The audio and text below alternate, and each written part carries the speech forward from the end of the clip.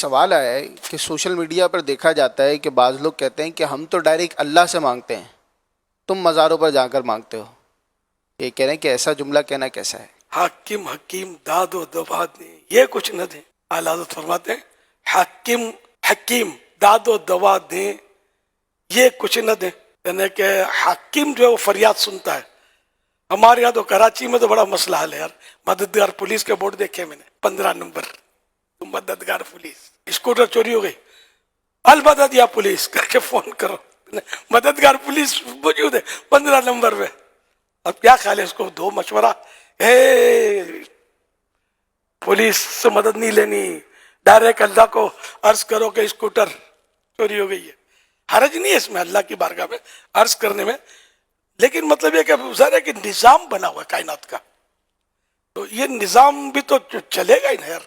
تو اس میں مطلب کوئی حرج نہیں ہے.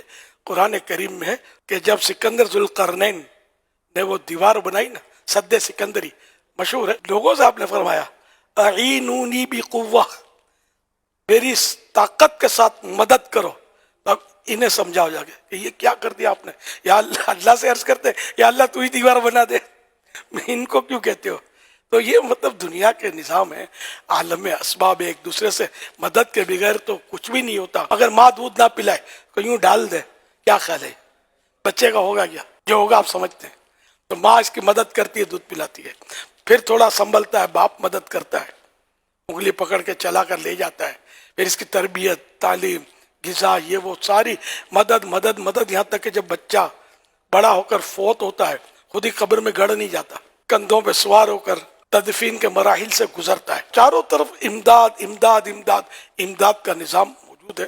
اور یہ سب اللہ پاک کی عطا سے اور اس کی مرضی سے ظاہر ہے کہ نظام بنے ہوئے. تو یہ غلط فہمی ہے کہ ڈائریکٹ اللہ سے، اور اس کے علاوہ اگر انڈائریکٹ یعنی کسی اور سے کہا میری مدد کرو تو کچھ کا کچھ ہو گیا. یعنی ویسے ہی کوئی بھی نہیں ہے پولیس کا، اور میں نے بولا نا یہ تو عقلی دلیل ہے، یہ بھی شیطان وسوسہ ڈالتا ہے. تو بھائی جس میں عقل ہوتی ہے اس کو تو عقلی دلیل دی جاتی ہے. تو عقل والوں کی سمجھ میں آئے گا کہ یہ عقلی دلیل، کہ یہ جب سارا نظام ہے تو جہاں غوث پاک کا نام آیا وہیں شیطان نے پن ماری کہ بول ڈائریکٹ اللہ سے. تو اس میں کوئی حرج نہیں ہے. اولیاء کرام جو ہے دنیا سے تشریف لے جانے کے بعد، انبیاء کرام، اولیاء کرام، تو یہ زندہ ہوتے ہیں. اس کی کئی نظیریں موجود ہیں، قرآن کی آیتیں موجود ہیں. ولا تقولوا لمن يقتل في سبيل الله اموات بل احیاء ولكن لا تشعرون، کہ جو اللہ کی راہ میں مارے جائیں، شہید ہو جائیں، ان کو مردہ نہ کہو بلکہ وہ زندہ ہیں لیکن تمہیں شعور نہیں ہے. کرامات شہر خدا، اس کے کئی صفحات پر ان سوالات کے جوابات دیے ہوئے ہیں. آپ پڑھیں انشاءاللہ آپ کے وسوسے ختم ہو جائیں گے کہ ظاہری زندہ سے بھی مانگی جا سکتی ہے، دنیا سے جو رخصت ہو چکے اولیاء کرام، انبیاء کرام، ان سے بھی مانگی جا سکتی ہے مدد. اس کی بالکل روایتیں موجود ہیں اور حدیثیں موجود ہیں.